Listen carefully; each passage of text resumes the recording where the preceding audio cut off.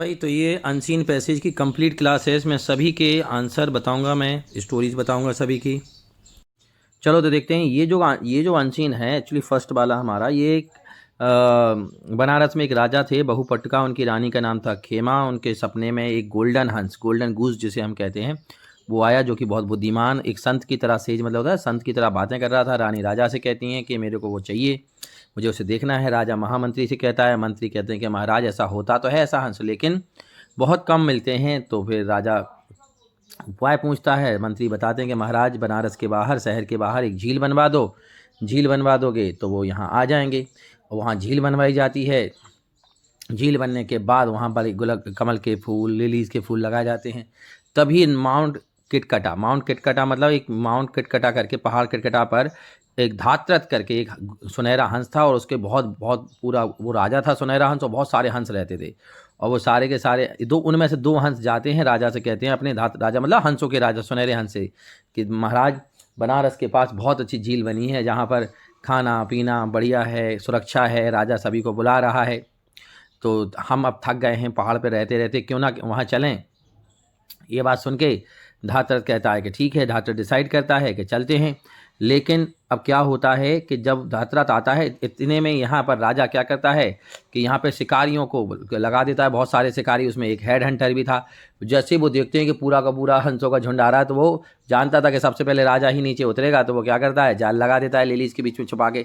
जैसे ही धातरथ जो राजा था सुनहरा हंस नीचे उतरता है, वो फंस जाता है। जैसे ही फंस जाता है तो सारे के सारे बाकी जो हंस हैं वो पैनिक करके उड़ जाते हैं, वापस से अपने माउंट पे भाग जाते हैं। लेकिन उनमें एक जो उसका चीफ कैप्टन था सुमुखा, वो रुक जाता है। वो धातरथ को बचाने के लिए आता है। तो धातरथ से कहता है कि तुम भाग जाओ, तुम भी फंस जाओगे, मैं तो फंस ही गया हूँ। लेकिन सुमुखा कहता है कि नहीं नहीं, मैं तुम्हें छोड़ के नहीं भागूंगा, तुम मेरे राजा हो, मेरे मालिक हो, मेरे पक्के वाले दोस्त हो, तुम्हें या तो तुम्हें बचाऊंगा या फिर तुम्हारे साथ मरूंगा। इतने में हेड हंटर जो था, जो वो क्या कहते हैं शिकारी, वो आ जाता है। तो वो धातरथ से कहता है कि तुम मूर्ख हो, तुम्हें दिखा नहीं जाल लगाता यहाँ पे। तो धातरथ कहता है कि जब समय आ जाए तो इंसान को हार मान लेनी चाहिए, और मेरा वक्त आ चुका था। फिर वो सुमुखा से कहता है कि तू तो फ्री था, तू क्यों नहीं भागा। सुमुखा कहता है कि ये मेरा पक्का वाला दोस्त है, ये मेरा राजा है, मेरा मालिक है, मैं सेनापति हूँ, तो मैं इसे छोड़ के कभी नहीं भागूंगा, चाहे कुछ भी हो जाए, या तो मरूंगा या इसे छुटाऊंगा। उससे दया कहता है कि दया करो हम पर, कंपैशन की बात करता है। इस बात से बहुत प्रभावित होता है हंटर, और फिर वो इस बात की परवाह करना छोड़ देता है कि राजा से मुझे क्या इनाम मिलेगा, और दोनों को खुला छोड़ देता है। ठीक है, तो ये तो इसकी स्टोरी थी। अब जरा देखते हैं आंसर इसका। फर्स्ट वाला आंसर देखो, पहला है Y were the गीज keen to visit Banaras. तो यहाँ इसका ई होगा, to lake was to be a source of food and production. ठीक है, उसके बाद वाई डिड, दूसरा है why did king approach to the ministers to enquire about, क्या के बारे में गया था, in order to find out the golden goose existed. B answer होगा, ये पता लगाने के लिए कि क्या ऐसा सुनहरा हंस होता है, उसने मंत्री से पूछा था। तीसरा है why did you head Hunter release the king, उसको किंग को क्यों छोड़ दिया, राजा को मतलब उसके बर्ड को। ठीक है, इसका होगा head Hunter, the head Hunter did not want. ठीक है, अब देखो इसमें क्या होगा इसका।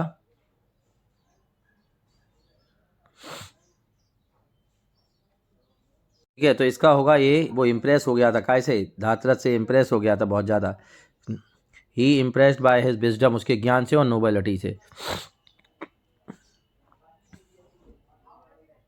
वो उसकी विजडम और नोबलिटी से बहुत ही ज़्यादा प्रभावित हुआ। तो उसके बाद है what was the Kings intention behind the building the lake, lake बनाने के पीछे क्या इरादा था। ठीक है, इसका डी हो जाएगा, he wanted to capture the golden geese. ठीक है, गोल्डन गीज को वो कैप्चर करना चाहता था, पकड़ना चाहता था, डी होगा। आगे देखो, पांचवा आंसर, हाँ पांचवे का, why did flock of geese, flag मतलब झुंड, हंसों का झुंड, panic and retreat to the mount Katkata, क्यों हो गया था, देयर किंग, इसका बी होगा, their king golden geese was capture, क्योंकि उनका राजा पकड़ा गया था। उसके बाद है what advice did the minister give to the king, क्या दिया था, to build a lake in order to attract the golden geese. सी, कि अगर उस हंस को अट्रैक्ट करना है तो लेक बनवा दो। उसके बाद है which of the following statement would best describe the quality of Sumukha. Sumukha क्या था, सुमुखा एक निस्वार्थ हंस था, गीज था, और लॉयल था अपने राजा के प्रति, मतलब इसका आंसर ई होगा। ठीक है, दोनों इसकी क्वालिटी थी। अब यहाँ हमें बताना है ठीक है, सेम वर्ड बताना है, नियरली सेम वर्ड, काय का, एक्स क्यू साइड का हो जाएगा डी वंडरफुल, स्नेयर मतलब जाल होता है इसका, ये हो जाएगा ट्रैप, और डिजर्ट का हो जाएगा अमेंडन त्यागना। ठीक है, इसमें जो क्या है, इसमें एक लड़का है अकबर, जिसके पिताजी स्कूल टीचर हैं, बहुत गरीब है, पढ़ने का बहुत शौक है, बहुत पढ़ता है, किताबें बहुत महंगी मिलती थी क्योंकि हैंड रिटन होती थी, फिर भी वो पढ़ता है और 30 साल लगते हैं उसे अपनी पूरी पढ़ाई करने में।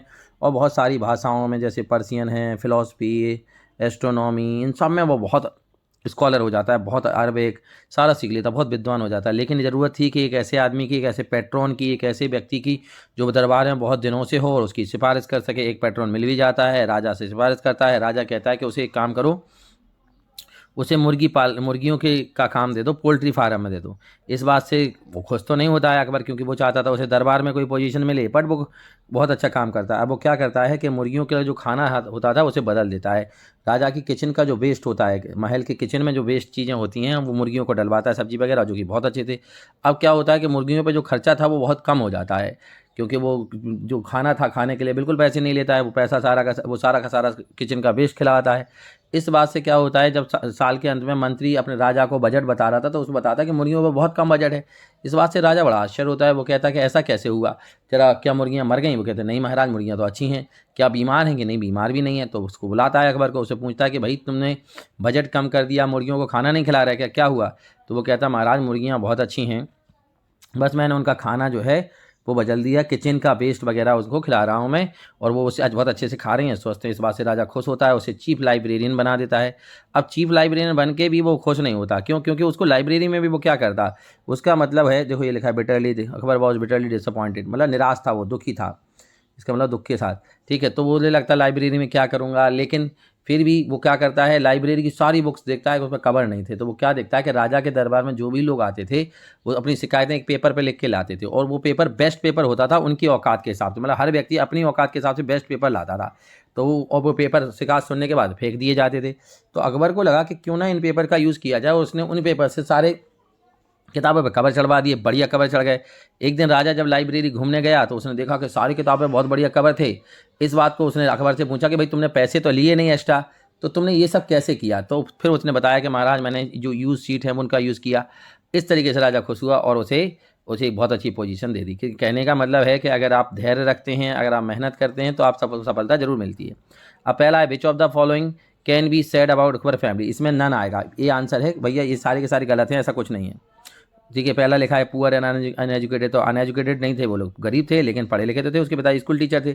दे डिस्करेज, उन्होंने अकबर को निराश किया, नहीं, अकबर को उन पर शर्म आती थी, नहीं, ये सब गलत है। एक तो नन आएगा। विच of the following true in the contest of passive, Akbar, और इसका एक ही होगा, ठीक है, ओनली वी होगा। अकबर एक्सेल्ड एवरी वर्क, ये ओनली वी वाला होगा। ठीक है, वो हर काम उसने बहुत अच्छे से किया। तीसरे का 30 साल लगे तो उसे पढ़ाई करने में, तो ये डी हो जाएगा। चौथे का इसमें लिखा है बिटरली, अभी मैंने ऊपर बताया था बिटरली का मतलब होता है दुखी, वैसे तो कड़वा होता है लेकिन यहाँ है दुखी होना, उसका उल्टा हो जाएगा ग्लैडली। ठीक है, तो ध्यान रखना, यहाँ बिटरली का होगा ग्लैडली। उसके बाद पांचवा देखते हैं, पांचवा है how did Akbar handle the appointment of royal librarian, उसने क्या किया था? ठीक है, क्या किया था उसने? ही वॉज अपॉइंट, देखो ही कंसीडर इट, देखो उसने क्या किया था, ना तो इसे गुड अपॉर्चुनिटी कंसिडर किया था, वो डिसअपॉइंटेड था लेकिन उसने बेस्ट एफर्ट दिया था, सी होगा। ही वॉज डिसअपॉइंटेड, निराश था, डिसअपॉइंटेड मतलब निराश होना, बस बेस्ट एफर्ट पुट किए थे उसने उसमें। उसके बाद 6 का है how did Akbar manage to cover, वो उसने यूज सीट, ए होगा इसका, यूज सीट यूज़ किए थे। अब 7 है why did the empire send Akbar, send मतलब यहाँ बुलवाना, अकबर को क्यों बुलवाया था? तो इसको देखो, उसको बुलवाया था क्योंकि वो जानना चाहता था कि कैसे मुर्गियाँ चल रही हैं, खाना, पैसे तो उसने बढ़ाए नहीं। To understand why the poultry, C होगा इसका answer, was thriving despite reduce expenditure. उसके बाद 8वें का है what lesson can be learn from the story, तो इसका यही हो जाएगा patience and hard work will help one to achieve success. ठीक है, इसके बाद इसका लो का हो जाएगा, लो का है जेंटल, ध्यान रखना सेम वर्ड। बोलो, वो कहते हैं ना, बो मतलब झुकना, लो VOW, वो मतलब झुकना, और लो मतलब विनम्रता के साथ, तो इसका बी होगा जेंटल, अच्छे से ध्यान रखना। और इसका हो जाएगा डियर, क्लोज का सेम वर्ड बताना है, क्लोज का हो जाएगा डियर। ठीक है, अब इसके बाद देखो इसमें 2 तरीके के फैट बताए गए हैं, ओमेगा 3 और ओमेगा 6। ओमेगा 3 मछलियों से आता है, जो कि समुद्र में मछलियाँ पाई जाती हैं। ओमेगा 6 वेजिटेबल से आता है, लेकिन अगर ओमेगा 3 को आप जला देते हो, मतलब भूंज देते हो तेल में, वेजिटेबल ऑयल में, तो फिर वो ख़राब हो जाता है। ठीक है, इसमें ये जो 2-3-4 वर्ड यूज़ किए गए, ये आंसर से समझ में आएगा। पहला आलमंड्स में क्या होता है, रेबोफ्लेविन होता है, तो रेबोफ्लेविन मेमोरी को बढ़ाता है, तो इसका आंसर डी होगा, मेमोरी। उसके बाद दूसरा है उसके बाद दूसरा है गैरियाट्रिक्स पर्टेन, गैरियाट्रिक्स का मतलब क्या होता है? इसका है ओल्ड पीपल, ध्यान रखना, इसका हो जाएगा सी। 30 ग्राम स्पेस अगर खाते हो तो इसका सी हो जाएगा drop in chances of getting heart disease, मतलब आपको दिल की बीमारी नहीं होगी अगर 30 ग्राम मछली रोज़ खाते हो तो, ठीक है। उसके बाद क्या है, हाँ उसके बाद है कार्डियोवैस्कुलर। कार्डियोवैस्कुलर का मतलब होता है हार्ट से रिलेटेड, हार्ट और ब्लड वेसल से रिलेटेड, इसका ए होगा। और इसका होगा सी फिश, ठीक है। जो ओमेगा 3 सबसे ज़्यादा कहाँ पाया जाता है, सी फिश में पाया जाता है, ठीक है। अब आते हैं हम चौथे पर, ठीक है।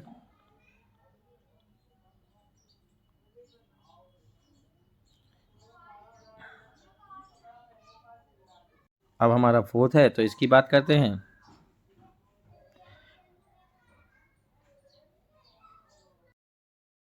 हमारा प्रेसिडेंट बैंक का फोर्थ अनसीन है, ठीक है, क्वेश्चन बैंक का।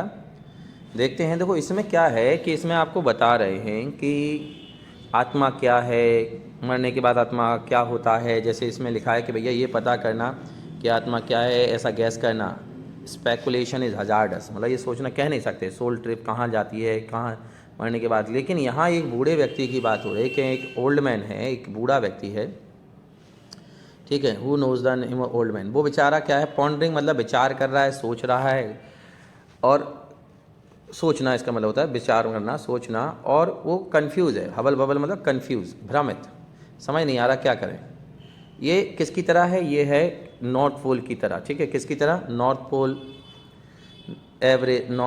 एवरेस्ट, इसकी तुलना की गई ओल्ड मैन से। और डिफरेंस क्या बताया, डिफरेंस बताया गया है कि नॉर्थ पोल एवरेस्ट आल्प ये तो रहेंगे when he is not there any more, बल्कि जो ये ओल्ड मैन ये मर जाएगा लेकिन ये पहाड़ रहेंगे। बस ये कह रहे हैं कि जो ओल्ड मैन है वो किसकी तरह है, नॉर्थ पोल एवरेस्ट और आल्प्स की तरह है। लेकिन इनमें और आल्प्स में डिफरेंस यही है कि आल्प की जो पहाड़ियाँ हैं या नॉर्थ पोल है या एवरेस्ट है, ये तो हमेशा रहेंगे लेकिन ये ख़त्म हो जाएगा। इसमें ये भी है कि रविन्द्रनाथ टैगोर जी है, वो पूछते हैं कि हु एम आई, किससे पूछते हैं कि हु एम आई, सूर्य से पूछते हैं हु एम आई, बट ठीक है राइजिंग सन से पूछते हैं, फर्स्ट डाउन मतलब लाइफ के शुरुआत में, ठीक है। लेकिन उन्हें कोई आंसर नहीं मिलता, रिसीव, ठीक है, कोई आंसर। राइजिंग सन डाउन, हाँ rising sun, ask Tagore of rising sun in the first dawn of his life, he receive no answer, कोई आंसर नहीं मिलता। फिर सेटिंग सन से भी पूछते हैं, मतलब जीवन के लास्ट में ही पूछते हैं, फिर भी रिसीव नो आंसर, कोई आंसर नहीं मिलता। अब जो बॉडी है उसका क्या होता है, या तो वो क्या होता है उसको जला दिया जाता है तो राख बन के पानी में हवा में उड़ जाती है, सरकारी फाइलों पर इधर उधर फैल जाती है, या लोगों के चेहरों पर, या फिर जब दफनाते हो तो मिट्टी में मिल जाती है, कीचड़ हो जाता है, मतलब हर जगह फैल जाती है। लेकिन ऑल पर वैसे ये हर जगह फैल जाती है, ठीक है, अलग अलग जगह पे, मतलब बॉडी की जो राख है वो हर जगह फैल जाती है। ये सारी चीज़ें इसमें बताई गई हैं आत्मा के बारे में। इसका पहला आंसर जो है देख लेते हैं जल्दी से। क्वेश्चन है what is the difference between the old man and the north pole Everest and Alp, तो क्या अंतर है, ये अंतर ये है, ठीक है। The they remain while he will soon become dust, C answer होगा कि पहाड़ तो रहेंगे लेकिन व्यक्ति ये ख़त्म हो जाएगा। What according to the passage happen to a person soul, क्या होता है, इसका डी होगा। भैया ये अनुमान लगाना बहुत खतरनाक है, डेंजरस टू गैस, आत्मा के बारे में कुछ खास आप नहीं दिया है, तो इसका आंसर डी है, ध्यान रखना डी। उसके बाद है ये मैंने ऊपर करवाया था ना स्पेकुलेशन वाला, वही उसी से है। Which of the following statement is true, क्या ट्रू है इसका, देखो the rising sun did not tell Tagore who was he, सही है बी वाला, उसको कोई रिसीव आंसर नहीं मिलता कि क्या सही, कौन है वो। उसके बाद यहाँ से है what happens to the man after he become dust, जब वो डस्ट बन जाता है तो वो सी है हर जगह, लास्ट लाइन में था ना, लास्ट लाइन में ऑल पर वैसे हर जगह फैल जाता है। और इसका हो जाएगा मेटाफोर, मेटाफोर का मतलब होता है उपमा, वो उसे उपमा दे रहा है, मतलब एक की तुलना हम दूसरे से कर रहे होते हैं, ठीक है। तो इस तरीके से ये है। अब ये जो पांचवा है ये है कि हम अच्छा लिखें कैसे, टू राइट वेल, है ना। अगर आपको अच्छा लिखना है तो उसके लिए आपको सोचना पड़ेगा, राइट क्लियरली और लॉजिकली। अगर आप लिखना चाहते हैं तो आपको क्लियर और लॉजिकल थॉट्स आने चाहिए, लेकिन एकदम से तो क्लियर लॉजिकल थॉट्स आते नहीं हैं, क्योंकि थॉट्स जो आइडियाज़ आते हैं वो सेवरल कनेक्टेड अनकनेक्टेड आइडियाज़ एक साथ आते हैं। तो इसका सबसे अच्छा सोल्यूशन इस पैसेज में बताया गया है कि भाई आप क्या करें, बाय कैन नॉट, ठीक है, if you can not do this, मतलब आप लॉजिकली नहीं सोच सकते हैं, डू दिस टू इट, हाँ तो क्या होगा, to do it by taking particular problem, एक समस्या लो and follow it point by point, solution तक पॉइंट बाय पॉइंट जाओ, मतलब स्टेप बाय स्टेप उसको करो तो आप कर लोगे पॉइंट बाय पॉइंट। दूसरा क्या है कि जो अनकनेक्टेड आइडियाज आते हैं तो आपको करना क्या है, आपको अपने आप को डिसिप्लिन करना है, इंस्पिरेशन की ज़रूरत नहीं है, आप मेहनत करिए, लगे रहिए, ठीक है। कोई भी प्रॉब्लम ले लीजिए उसको इसके मत करिए, इंस्पिरेशन केवल 1% होती है, ठीक है। इंस्पिरेशन तो बहुत कम होती है, मेहनत ज़्यादा होती है। जो भी लोग हैं उन्होंने अपने आप को डिसिप्लिन किया, ठीक है, अपनी लगातार मेहनत करिए, 90% मेहनत है, बाकी क्या कहते हैं, कोई इंस्पिरेशन कहीं से मिल गई तो हम लिखने लगे। इसके अलावा अच्छे से लिखने के लिए आपको ज़्यादातर पढ़ना पड़ेगा, रीड वाइडली, आप बहुत ज़्यादा पढ़िए, ज़्यादा से ज़्यादा अगर आप पढ़ते हैं तो भी आप बहुत अच्छे राइटर बन सकते हैं। लिखा ना, यू शुड रीड वाइडली, ज़्यादा से ज़्यादा पढ़िए। अगर आप ज़्यादा से ज़्यादा पढ़ते हैं तो ऑब्वियस है कि आप अच्छे से लिखने लग जाएंगे, ठीक है। तो ये सारी चीज़ें इसमें केवल ये बताया गया है कि किसी भी प्रॉब्लम को लो, उसे स्टेप बाय स्टेप फॉलो करो, ठीक है, लिखते रहो, अपने आप को डिसिप्लिन करो, ज़्यादा से ज़्यादा पढ़ो। अगर आप ज़्यादा से ज़्यादा पढ़ोगे तो जो ऑब्वियस है ऑटोमेटिकली आपके थॉट्स जो अनकनेक्टेड थे वो कनेक्टेड हो जाएंगे। शुरुआत में समस्या इसलिए आती है, आप कंसंट्रेट नहीं कर पाते क्योंकि थॉट्स जो होते हैं वो कनेक्टेड नहीं होते हैं, ठीक है। चलो तो अब इसके क्वेश्चन देख लेते हैं। इसका पहला क्वेश्चन है, to write well a person must train himself in, क्या होगा, फॉलो, ये वाला डी वाला ऊपर करा था हमने, point by following a step by step approach, ठीक है, स्टेप बाय स्टेप चलिए। दूसरा है, इनिशियली, शुरुआत में, it is difficult to write because, शुरुआत में लिखना दिक्कत होता है क्योंकि ideas occur without any sequence, बिना सीक्वेंस के आइडियाज़ आते हैं, ये भी हो जाएगा, ideas occur without any sequence, B वाला। उसके बाद है, according to the passage writing style can be improve by reading widely, जब आप ज़्यादा पढ़ोगे तो ऑब्वियसली इम्प्रूव हो जाएगी आपकी writing skill. Famous writer have achieve success disciplining their skills, उन्होंने स्किल्स को डिसिप्लिन किया, मतलब मेहनत करी लगातार, इंस्पिरेशन से कुछ ज़्यादा फर्क नहीं पड़ा। आगे देखो, all of the following means exact, exact मतलब एकदम सही, एकदम परफेक्ट, सही, एकदम सही। तो ये देखो, प्रिसाइज, एक्यूरेट, वेरी, सबका एक मतलब है, अलग क्या है, डी। तो इसका आंसर जो होगा वो होगा डी, इरेक्ट। इरेक्ट का मतलब होता है स्थापित करना, तंबू वगैरह लगाना, स्थापित करना। तो इसका आंसर है डी, क्या आंसर है, डी, ठीक है, ये वाला, ठीक है। चलो आगे बढ़ते हैं। हाँ, ये जो पैराग्राफ है 6 वाला, इसमें अब इसकी स्टोरी सुन लो पहले। क्या होता है कि एक सेज होते हैं, सेज का मतलब होता है संत, महात्मा, उनके बहुत सारे शिष्य होते हैं और बहुत ज़्यादा ब्रिलियंट होते हैं कि उनको उन पर प्राउड होता है, मतलब गर्व होता है। और गर्व करने का ये था क्योंकि वो बहुत ही ब्राइट थे, ब्रिलियंट थे। अब उनके पास, उन्होंने उसको सब कुछ सिखा दिया था, लेकिन एक विद्या जो थी नहीं सिखाई थी, वो ये थी कि किसी भी, उनके पास एक मंत्र था जिससे वो किसी भी जानवर को या इंसान को, मरे जानवर या इंसान को जिंदा कर सकते थे। अब उन्हें लगा कि अगर इन सबको सिखाऊंगा तो हो सकता है वो इसका गलत यूज़ करें, तो इसलिए उन्होंने पहले तो सोचा कि रहने दो, लेकिन बाद में फिर उन्हें लगा कि अगर मैंने नहीं सिखाया तो ये विद्या मेरे साथ ही ख़त्म हो जाएगी। तो इसलिए उन्होंने अपने सबसे क्लेवरेस्ट जो एक वो था विद्यार्थी, उसको बुलाया और विद्या सिखाई। और विद्या सिखाने के बाद उससे कहा कि भैया मिसयूज़ मत करना, और सारे शिष्यों को जंगल में भेज दिया, कुछ दिनों के लिए जाओ जंगल में रहना, एक दूसरे को कहा कि एक दूसरे के साथ रहना, अच्छा काम करना, एक दूसरे के साथ जाना और साथ आना। जब वो सब गए तो जंगल में जैसे ही पहुंचे तो उस शिष्य को लगा, जिसको विद्या सिखाई थी, जो क्लेवरेस्ट स्टूडेंट था, डिसिप्लिन था, उसको लगा कि मैं दूसरों से बेहतर हूं, और उन पर रोब झाड़ने के लिए उसने बताया कि गुरुजी ने मुझे एक अच्छी विद्या सिखाई है। लेकिन सब ने कहा कि ऐसा नहीं होता है। लेकिन फिर उसने वहाँ और आगे बढ़े तो वहाँ एक टाइगर पड़ा था, बिग एंड फायरस, मतलब वो टाइगर इतना ज़्यादा डरावना, मरा हुआ था फिर भी इतना ज़्यादा डरावना था। देखो ये लिखा है ना, बिग एंड फायर, मरा हुआ था, मरा हुआ भी डरावना था, ये वर्ड क्वेश्चन में भी आएगा, ठीक है। सो अब वो कहता, देखो अगर तुमको विश्वास नहीं, मैं टाइगर को जिंदा करता हूँ। सब ने मना किया, उसे डिटर किया, रोका कि मत करो भैया ऐसा। जब वो नहीं माना तो सब पेड़ पे चढ़ गया। अब सब पेड़ पे क्यों चढ़ गए, क्योंकि सबको अपनी जान का खतरा था। लेकिन वो मंत्र पढ़ने लगा, और जिसने जब मंत्र पढ़ा तो टाइगर जिंदा हो गया, तो उसने उसको खा लिया, उसको मार दिया। अब सारे लोगों ने क्या किया, उसकी लाश को उठाया, गुरुजी के पास आए, गुरुजी ने उसको फिर से जिंदा किया, क्योंकि गुरुजी के पास विद्या थी। और फिर गुरुजी ने समझाया कि देखो भाई, मैंने बताया था कि विद्या का मिसयूज़ मत करना, और ये तुम लोग के लिए लेसन है। और फिर उन्होंने वो विद्या सबको सिखा दी और कहा कि जाओ पूरे दुनिया में घूमो और लोगों का भला करो, ठीक है। और अब वो श्योर थे कि अब ये लोग गलत यूज़ नहीं करेंगे, ठीक है। तो अब इसके आंसर देखो। पहला आंसर है, what did the sage say to his disciple while teaching his secret verse, क्या कहा था, नेवर टू मिस यूज़, कि मिस यूज़ मत करना, डी हो जाएगा इसका answer. Why was the sage proud of his disciple, क्यों था, क्योंकि डी, इसका भी डी, वो सारे के सारे बिकॉज दे वर ब्रिलियंट, वो सारे के सारे ब्रिलियंट थे, ठीक है। उसके बाद देखो, why did the all the disciple except one climb to the highest branches of the tree, सब चढ़ गए थे, वो नहीं चढ़ा था। क्यों नहीं चढ़ा था, क्यों चढ़ गए थे, because they felt their life were in danger, इसका सी होगा, क्या होगा, सी, क्योंकि उनको लगा था कि उनकी ज़िंदगी खतरे में है।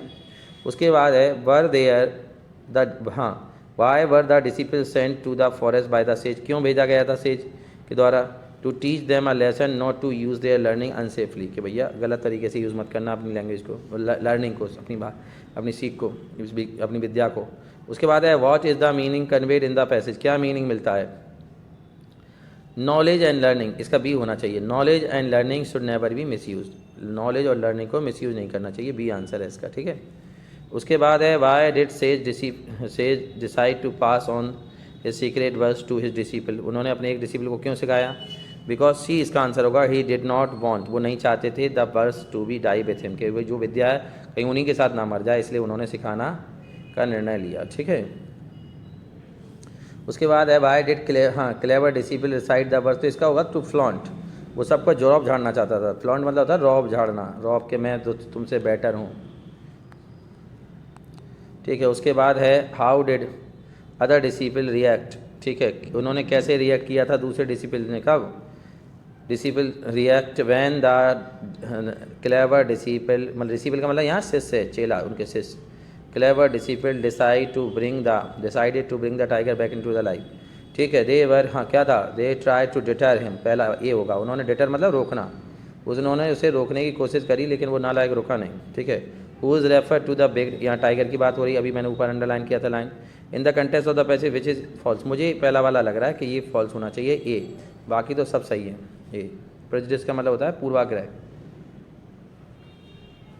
अब देखो ये जो सेवन्थ हमारा अनसीन है, एक्चुअली ये क्या है, ये कह रहा है, ये जो ऑस्कर वाइल्ड हैं ये बता रहे हैं, ये लेखक हैं, ये कह रहे हैं कि दुनिया में ज़्यादातर लोग जो हैं वो वास्तविक में जो हैं वो नहीं हैं दिखते, वो दूसरों की नकल कर रहे होते हैं, उनकी बातें दूसरों की नकल होती हैं, उनका पहनावा दूसरे का नकल होता है, उनकी सोच दूसरे की होती, इवन उनके सपने भी दूसरों के ही होते हैं, वो खुद के नहीं। और ये क्यों होता है? क्योंकि हमारे समाज में इस तरीके से जो नियम कानून बन गए हैं सब उन्हीं को फॉलो करे जा रहे हैं। बच्चे माँ बाप को फॉलो करते हैं, क्यों करते हैं? ताकि माँ बाप की अटेंशन मिल सके, उनके बचपन में जो चीज़ें डाल दी गई हैं वही वो मानते हैं, ठीक है। इसके अलावा और भी जो दूसरे, हम क्या है कि जैसे किसी ने दूसरे ने कोई चुंबक च्युइंगम चबा के फेंक दी, हमारे पैर में चिपक गई, बस हम उसको निकालने में लगे हुए लेकिन निकल नहीं पा रहे हैं। वो कह रहे हैं कि अगर हमको खुद की पहचान बनानी है तो इसके लिए बहुत ज़्यादा साहस चाहिए गलत लीक से अलग चलने का, और अगर हमें लीक से अलग चलने का साहस नहीं है तो हम इस चीज़ से निकल नहीं पाएंगे। लेकिन हर किसी को ज़िंदगी के लास्ट में कभी ना कभी ये जर्नी, ये जो इपिक जर्नी जो यहाँ लास्ट में वो बता रहे हैं, ये जर्नी वो आपको चलनी ही पड़ेगी, आपको रियलाइज़ हो जाएगा कि आपको कुछ और करना चाहिए था। तो ये सारी चीज़ें हैं, मतलब वो कह रहे हैं कि आपका ये पैशन आपका नहीं है, वो किसी का और का कोटेशन आपने पढ़ लिया, उस हिसाब से आपकी बातें आपकी नहीं है, आप दूसरों से इमिटेट कर रहे हैं, इवन आपकी फीलिंग्स भी आपकी नहीं है, आप क्या फील करते हैं आप वो नहीं कहते, बल्कि आप दूसरे क्या सोचेंगे, क्या उनको अच्छा लगता है वो है, आप अपने विचारों से ज़्यादा दूसरों को प्रेफरेंस देने लगते हैं, ठीक है। तो ये इस पैराग्राफ में है। In spite of the dismal scenario depicted in the passage, the writer talks of the epic journey of the discovery, this discovery pertains to, इसका मतलब है रियलिटी की खोज, search for reality, D answer होगा। The expression holographic illusion का means है self created phantom, खुद का ये हम कल्पना बना लेते हैं, बस उसी में चलते रहते हैं। In the contest of the passage children adjust their ideas of reality so that they are conformity with their beloved, a one, कि वो अपने माँ बाप को संतुष्ट कर सकें, इसलिए जो माँ बाप करते हैं उनको अटेंशन के लिए वो वही फॉलो करने लगते हैं। Which of these is not true in the context of the passage? We greatly imitate others, people are happy to, इसका आंसर होगा people are not genuine expressing their feeling, मतलब पैसेज यही कह रहा है कि भैया वो जेनुअन नहीं है। और ये ब्रीली का मतलब होता है व्यंग करना, आलोचना करना, तो इसका सी हो जाएगा answer, same word. In the contest of the passage how can humanity get stuck in someone else chewing gum, इसका होगा C, by giving preference to other views over one's own, अपने व्यूज़ की जगह हम दूसरों को प्रेफरेंस देते हैं। उसके बाद what does the expression life's mimicry, तो इसका ये आंसर हो जाएगा। मिमिक्री समझते हो, ये इसका इमिटेशन और फीलिंग बोरोइंग, मिमिक्री के मतलब दूसरों की नकल करना, तो हम ये my life is an imitation का भी मतलब नकल है, और फीलिंग हम दूसरों की बोरोइंग फीलिंग है, हमारी खुद की फीलिंग नहीं बताते, हम दूसरों के हिसाब से चलते हैं।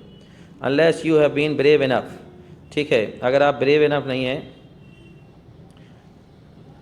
इसका आंसर होगा, हाँ इसका आंसर होगा ये वाला, daring enough to break free from the strange hold of the earth, ये वाला डी वाला, ठीक है। इसका आंसर फिर से बता देता हूँ मैं, डी वाला होगा। डेयरिंग मतलब आपके पास वो क्या कहते हैं, आप साहस होना चाहिए, daring enough to break the free from the strange hold of others views, ठीक है। उसके बाद है two which of the following picture presented the passage not confirm, cast themselves according to their own way prefers. इसका D answer होगा, cast. उसके बाद है the writers of the passage in passage, इसका होगा टेक प्राइज। एक minute, इसका सी है, ठीक है। Have the courage to chart their independent course of action, ठीक है। उसके बाद ये है गांधी जी के बारे में कि गांधी जी कैसा समाज बनाना चाहते थे जिसमें सब समान हों, बराबर हों, ऐसी बहुत सारी बातें इसके बारे में हैं। तो इसके आंसर देख लेते हैं। तो देखते हैं इसके आंसर। इसका पहला है the unfinished task of Mahatma Gandhi was, ठीक है। तो इसका पहले का बी है, क्या है, बी है इस्टेब्लिशमेंट ऑफ अ पीसफुल को एग्जिस्टेंस नॉन वायलेंट सोसाइटी, एक ऐसा जहाँ सब लोग मिलजुल के रहें, ऐसा समाज। Select the best option of complete the sentence Gandhi ji aimed at, ठीक है। तो इसका जो दूसरे का है डी, ये ऑल सभी चाहते थे, वो डी सब ऊपर जितनी चीज़ें दी हैं सब चाहते थे। According to the passage people ultimately overturn the form of social order, social order को वे फिर काय में बदल देते हैं, सामाजिक एक समानता को काय में चेंज कर देते हैं। तो इसका जो है तीसरे का वो होगा C, which is based on coercion and operation, फिर से उसमें बदल देते हैं, ठीक है। तो सी आंसर रहेगा इसका, कोहर्सन एंड ऑपरेशन मतलब अत्याचार, फिर वही क्लैश, झगड़ा, लड़ाई। उसके बाद फोर्थ है, और फोर्थ का आंसर है बी, ठीक है। फोर्थ का आंसर है बी क्यों आंसर है देख लेते हैं। According to the passage which of the following statement is not true, तो वी इसका सही आंसर है। उसके बाद पांचवे पे आ जाते हैं। पांचवे का आंसर डी है। क्यों डी है, क्वेश्चन क्या है, in the contest of the passage what is meant by the adoption of the idol of trusteeship in the contest of passage. तो इसका डी है, have to adopt the idol for the benefit of society, मतलब समाज के लिए आप अच्छा करें। उसके बाद सिक्स का देखते हैं, ठीक है। सिक्स का तो पहले ही है आपका, सिक्स का फर्स्ट ही है। सिक्स का the social order of Gandhi's vision, choose the most appropriate title, तो ये टाइटल इसका हो जाएगा। Answer the following question in the context of why does man value his possession more than his life, मतलब अपने possession, अपने अधिकार और अपने चीज़ों के लिए वो ज़्यादा मानता है, ज़िंदगी से भी ज़्यादा इंपॉर्टेंस देता है, क्यों। इसका होगा सातवें का भी, टू प्रिजर्व हिज नेम, अपना नाम बनाए रखने के लिए, अपने बाद भी, अपनी मौत के बाद भी, ठीक है। इजलिटेरियनिज्म का मतलब क्या होता है, इसका मतलब समान अधिकार, तो इसका होगा, इसका आंसर होगा 8 का D, social and political equality. 9वें का in the context of the passage which of the following statement is false, क्या आंसर गलत है, ठीक है। तो 9वें का जो आंसर होगा वो होगा she, the instincts of possession causes conflict, ठीक है।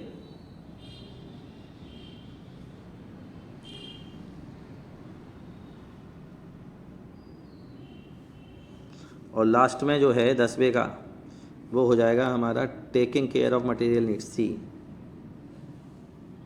The passage metaphor of the paradise, paradise किसके लिए यूज़ किया गया है, गिवन इन द, तो इसका सी आंसर हो जाएगा, ठीक है। Taking care of material need, अपनी चीज़ों की को ध्यान देना।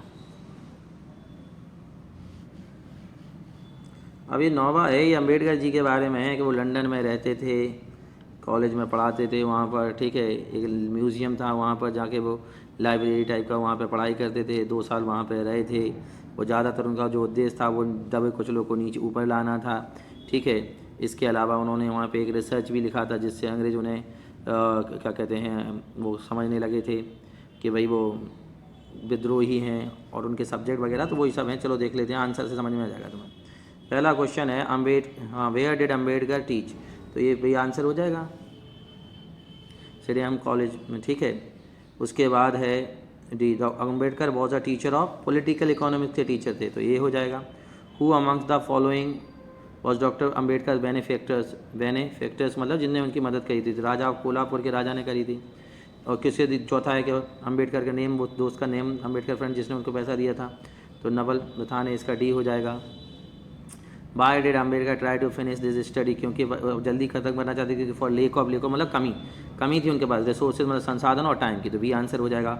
What was Ambedkar real aim, ये इसका नेम था, ए था upliftment of the downtrodden caste, मतलब नीची जातियों को ऊपर उठाना, उनका उद्धार करना। What was the core slogan raised by doctor Ambedkar, self awareness amongst the oppressed, oppressed के बीच में उन्होंने खुद के बीच में जागरूकता होनी चाहिए नारा लगाया, तो ये हो जाएगा इसका answer. Where did Ambedkar spend most of the time of London, ये लंदन म्यूजियम में उन्होंने अपना टाइम ज़्यादातर टाइम लगाया था। हाउ मैनी ईयर्स, 2 साल उन्होंने वहाँ रुके थे वो, तो यहाँ 2 साल हो जाएगा, 2 ईयर्स इसका आंसर हो जाएगा 9वें का। अब 10वें का क्या होगा देखते हैं। 10वें का हो जाएगा what did Ambedkar expose in his thesis, उन्होंने हॉलोनेस मतलब खालीपन, खोखलापन of the English policies in India, उसका खोखलापन दिखाया था अंग्रेज़ों का इंडिया में उनकी पॉलिसीज़ का क्या खोखलापन है कि ये बातें देते करते कुछ नहीं। अब ये जो चैप्टर है 10वां वाला जो एक्सट्रैक्ट है, एक्चुअली ये जो है वो काय को लेकर है, वो है लेकर है स्पीच को लेकर के, स्पीच और के सिंबल क्या क्या होते हैं, कम्युनिकेशन के सिंबल क्या कुछ सिंबल होते हैं, सिग्नल्स होते हैं, जैसे ना साइंस एंड सिग्नल्स होते हैं, वो भी इसके सिंबल होते हैं, उसके हिसाब से हम बात कर सकते हैं, और थोड़े डिफ़िकल्ट होते हैं। ठीक है, तो ये सारी चीज़ें हैं, क्या अपनानी चाहिए क्या नहीं, कैसे बात करनी चाहिए, ये आपको क्वेश्चन से पता चलेंगे हमें। देखते हैं according to the passage what is the signal, signal क्या है पैसेज के हिसाब से। ठीक है, तो अब हम इसको देखते हैं इसके आंसर। हाँ, तो देखो पहला है according to the passage what is the signal, तो इसका आंसर है डी, वो है a complicated form of communication to describe, मतलब सिग्नल्स को डिस्क्राइब करना थोड़ा कठिन होता है, कम्युनिकेशन का फॉर्म है बट थोड़ा कॉम्प्लिकेटेड है। उसके बाद चूज़ द करेक्ट स्टेटमेंट, तो करेक्ट स्टेटमेंट इसका क्या हो जाएगा, दूसरे का ए हो जाएगा। Speech is the most advance form of communication, ये पहली दूसरी लाइन में लिखा है, देख लेना आंसर मिल जाएगा आपको। ठीक है, जो स्पीच है वो सबसे एडवांस कम्युनिकेशन है। Choose the most appropriate title for the passage, इसका हो जाएगा क्या हो जाएगा, मीन्स ऑफ कम्युनिकेशन, इसका डी हो जाएगा, मीन्स ऑफ कम्युनिकेशन, उसी की बात हो रही संचार के साधनों की। Y were the telephone radio वगैरह ये क्यों बने, तो इसके लिए सीधा है डी है, people wanted to communicate across the long distance, लंबी दूरी पर बैठे लोगों से बात करना चाहते थे, इसलिए इसका आंसर डी हो जाएगा। अब 5वें का आंसर क्या हो जाएगा। ठीक है, दिस पैसेज एक्सप्लेन क्या एक्सप्लेन का आंसर बी हो जाएगा। ठीक है, सिग्नल साइन सिम्बॉल्स, ये भी signal sign symbols and gestures are the form of communication, तो इसका भी हो जाएगा एक आंसर। ठीक है, अब उसके बाद ये जो है 11वां जो हमारा पैसेज है एक्चुअली अर्थक्वेक के बारे में, इसमें कहते हैं कि जो अर्थक्वेक है ना वो दबे पाँव आता है, छुपे से राइट को आता है, आपको पता ही नहीं चलता, पता चले रात को आया, कल सुबह आप जग रहे हो एक सिल्ली के नीचे से निकलोगे।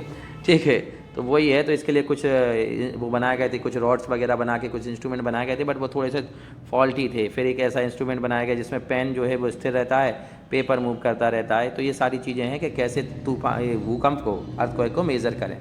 ठीक है, जरा इसके आंसर देखते हैं। पहला है the passage says the end early instrument for measuring earthquake birth, जो इंस्ट्रूमेंट थे शुरुआत में उसको मापने के किसको, भूकंप को, तो वो फॉल्टी थे थोड़े से, तो इसका हो जाएगा फॉल्टी।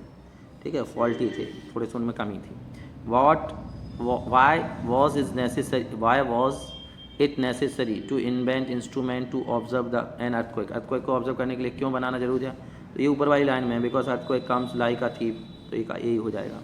उसके बाद है a simple device which consisted of rod and stood up on and like 9 pins was replaced by a most sophisticated because it failed, तो ये काय में फेल हो गई थी, ये फेल जो हो गई थी वो थी फेल हो गई थी, ये हो गई थी क्या, रिकॉर्ड नहीं कर पाते थे पेन पेपर से, तो इसका आंसर होगा डी, क्या होगा D, to record the facts with pen on paper. ठीक है, उसके बाद जो चौथा है the everyday observation refer to in the passage relate to, मतलब जो रोज़ हम ऑब्जर्व करते हैं वो किससे रिलेट हो सकता है, तो ये हो जाएगा बी है इसका आंसर, सडन स्टार्ट ऑफ बस, ये आपको उसमें मिल जाएगा, देख लेना, सडन स्टार्ट ऑफ बस बी आंसर है।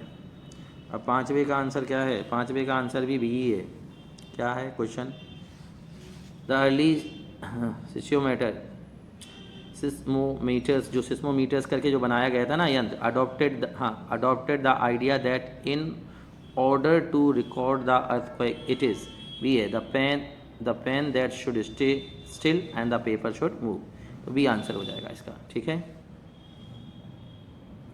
अब यहाँ ये बात हो रही है कि स्पीच और राइटिंग में कि जो लेखक जो स्पीच देने वाला होता है उसके कुछ क्वालिटीज़ होते हैं, वो लोगों को उसमें क्या क्या करना पड़ता है, जो अच्छा स्पीकर होता है उसे लोगों को बांध लेता है वो, और लोग उसको स्पीकर उसको अच्छे से सुने, वैसे जो लिसनर्स होते हैं वो उसको सुने अच्छे से, उसके लिए उसे क्या करना पड़ता है, कई बार उसे चीज़ों को रिपीट करना पड़ता है, आर्ग्यूमेंट्स को रिपीट करना पड़ता है, एनालॉगी डेवलप करने पड़ते हैं, देखो एनालॉगी इलस्ट्रेशन एग्जांपल देने पड़ते हैं, आर्गुमेंट रिपीट करना पड़ता है, और इसमें सबसे ज़्यादा जो मेन है वो होती है उसकी पर्सनालिटी, मतलब जो बोलने वाला है उसकी पर्सनालिटी क्या है, इससे ऑडियंस उससे बनती है। जबकि राइटिंग में ऐसा नहीं है, राइटिंग में तो सीधी सीधी बात है कि वो लिखेगा, उसमें तो इनविजिबल रहता है लिखने वाला, तो तो कुछ पता चलता ही नहीं है कि कौन है क्या है, ठीक है।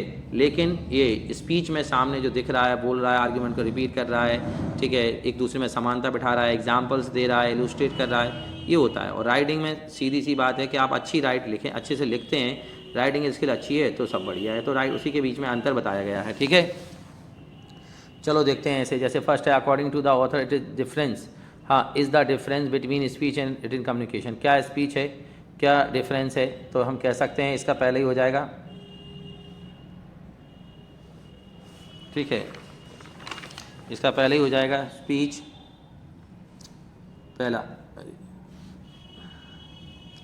स्पीच इज़ मोर पर्सनलाइज, ज़्यादा व्यक्तिगत होता है speech, and human then written communication, ठीक है। दूसरा है in the contest of the passage what is more important for a successful speaker, उसकी पर्सनैलिटी ज़्यादा इंपॉर्टेंट है। Which of the following is the essential characteristics of public speaking, क्या है ये सारे के सारे, रिपीटेशन, आर्ग्यूमेंट वगैरह, डी आंसर होगा इसका, सब है।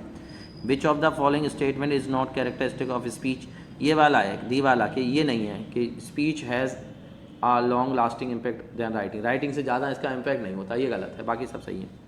According to the author of the passage, इसमें आगे करते हैं, इसका नेक्स्ट है 6 का जो आंसर होगा, in the written communication what matters, क्या मैटर करता है, ठीक है, रिटन कम्युनिकेशन में, ठीक है, क्या हो जाएगा, क्वालिटी ऑफ राइटिंग, ये इसका सी हो जाएगा।